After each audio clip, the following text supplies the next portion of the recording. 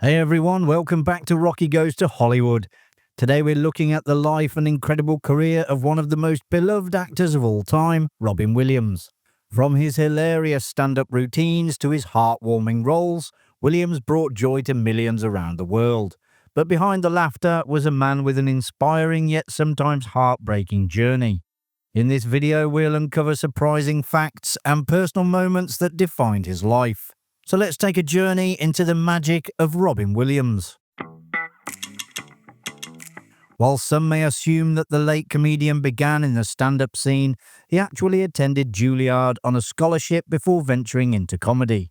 Williams studied with Christopher Reeve, William Hurt and Mandy Patinkin. He ended up leaving after 3 years in 1976 without actually graduating. After returning to his hometown of San Francisco, he then struggled to find work as an actor. But one day he came across a comedy workshop being held in a church and decided to give it a try, and he discovered stand-up comedy. In 1991, Juilliard awarded the actor an honorary degree. To many comedians, stealing a signature joke is the ultimate sin of stand-up. In the comedy community, Williams was often accused of being a prolific joke stealer, though comedians differ on how intentional this was. Some claim Williams would visit comedy clubs specifically to steal other comics' material, while others believe he absorbed comedy bits like a sponge and would inadvertently repeat them during improvisational tangents.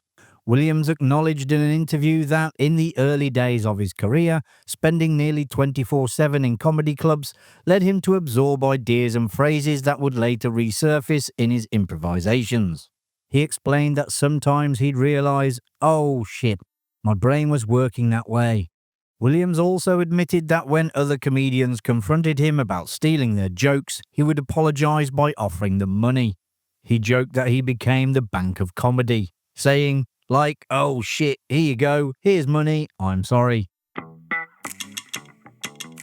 The 1992 success of Aladdin, in which Williams voiced the genie, paved the way for more celebrities to lend their voice to animated characters.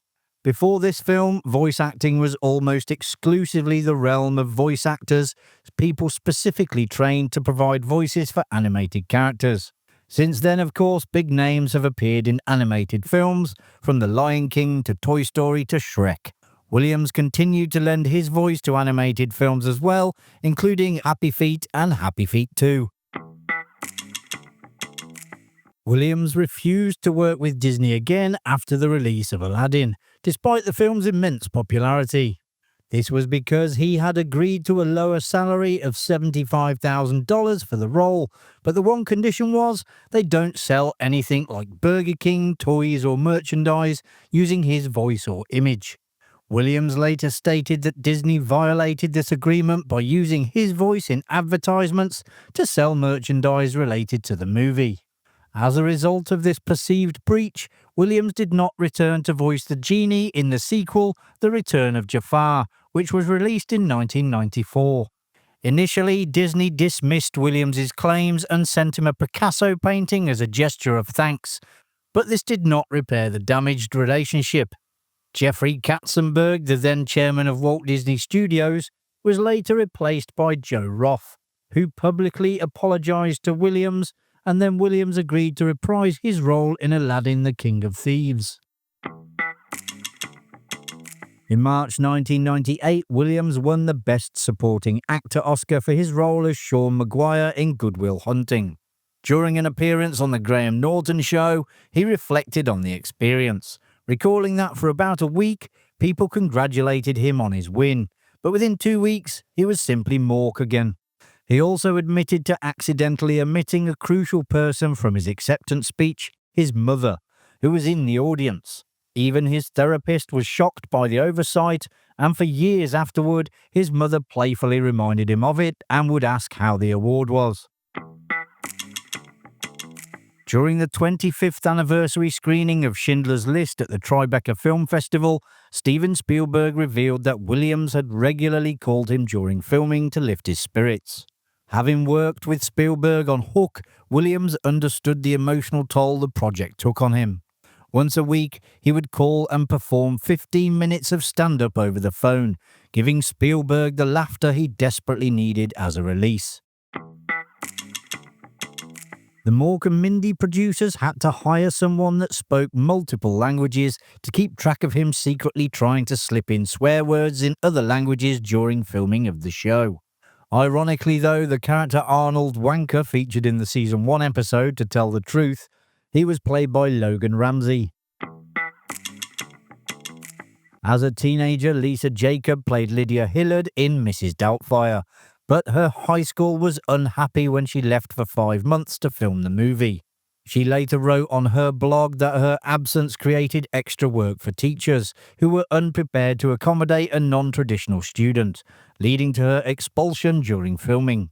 Noticing her distress, Williams wrote a letter to the school, arguing that a student of her caliber should be encouraged to learn through her work and later return to the classroom to share her experiences.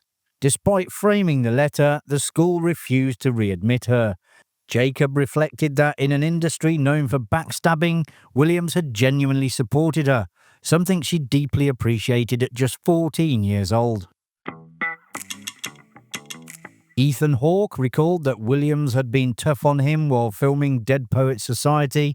Determined to be a serious actor, Hawke resisted laughing on set, which only encouraged Williams to push him further, joking about his reluctance. Hawke said smoke would come out of his ears as he just didn't understand that he was trying to do a good job. He had assumed that Williams hated him during filming.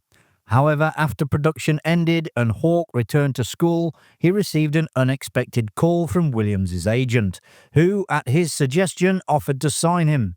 Hawke accepted and still has the same agent today. Robin Williams' appearance on Inside the Actor's Studio is arguably the most iconic interview in the show's history. Williams turned the interview into a stand-up performance, displaying his erratic improvisational talents throughout the entire show. Host James Lipton later confirmed that an audience member had to be taken away in an ambulance after suffering a hernia from laughing so hard. He was originally supposed to voice the titular character in Howard the Duck, but quit after less than a week. The voice of Howard in the 1986 flop about an intelligent alien who lands on Earth was then provided by actor Chip Zien. In an interview, Chip recalled, "I was told that by the third day Robin said, 'I can't do this, it is insane. I can't get the rhythm of this. I am being confined. I am being handcuffed in order to match the flapping duck's bill.'" Chip, as he put it, was also told by the casting director that he sounded a little bit like a duck and eagerly took on the role. He formed a friendship with Coco the gorilla. In 2001, Williams visited Coco at the Gorilla Foundation in Northern California. Coco's caregivers had shown her one of his films and she appeared to recognize him, and she repeatedly signed for Williams to tickle her. "We shared something extraordinary, laughter," Williams said of their encounter. When Williams passed away, the foundation informed Coco of the news and reported that she fell into a deep sadness. In 1974, photographer Daniel Serene captured images of two mimes performing in New York Central Park, one of whom was Robin Williams, then a Juilliard student. Serene later recalled being drawn to Williams and his fellow mime Todd Oppenheimer due to their exceptional intensity, personality, and physical fluidity. Williams revisited mime in 1991, portraying mime Jerry in Bobcat Goldthwait's film Shakes the Clown, where he led a how-to class in the craft. Starting in 1986, Williams, Billy Crystal, and Whoopi Goldberg co-hosted HBO's Comic Relief to raise funds for the homeless. After Williams' death, Crystal appeared on The View and reminisced with Goldberg about their friendship. He recalled how they would talk on the phone for hours, describing their conversations as being like two jazz musicians improvising. Crystal shared that they never spoke as themselves, and he once received 50 phone messages in a single day from someone named Gary, who claimed to want to be his backstage dresser. Throughout his career, Williams was open about his struggle with depression, and when he took his own life in August 2014, many outlets speculated that his depression was the primary cause. Sadly, this was only one factor that contributed to his passing. In reality, Williams was suffering from a neurodegenerative disorder known as Lewy body dementia, or dementia with Lewy bodies, which is the second most common form of dementia after Alzheimer's disease. The symptoms are debilitating and include fluctuations in mental status, hallucinations, and impairment of motor function.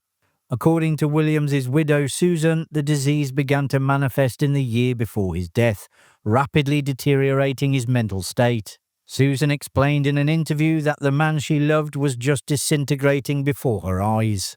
Williams's friend, director Bobcat Goldthwait, recognized this as well. Williams had been diagnosed with Parkinson's disease 3 months before his suicide, and it wasn't until 3 months after his death that the coroner confirmed he had Lewy body dementia. Susan wrote that Williams had lost 40% of his dopamine neurons, and his case was one of the worst pathologies his doctors had seen. Had he not taken his own life, Williams was predicted to live for no more than 3 additional years, in a progressively declining condition. And that's a wrap, folks. I hope you enjoyed this dive into the life of the legendary Robin Williams. If you've got any more fascinating facts or stories about him, drop them in the comments below. I'd love to hear them. If you enjoyed the video, please consider hitting that like button and subscribing to support the channel. It really means a lot. Until next time, take care and bye for now.